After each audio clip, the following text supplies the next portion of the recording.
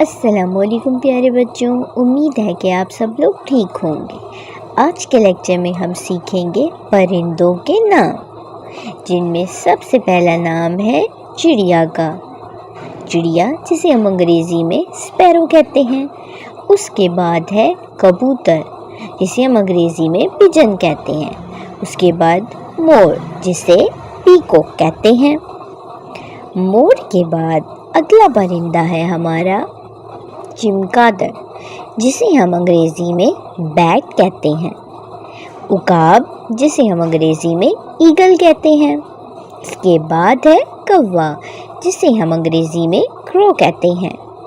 اس کے بعد ہے بلبل، بلبل جس کی آواز بہت سریلی ہوتی ہے۔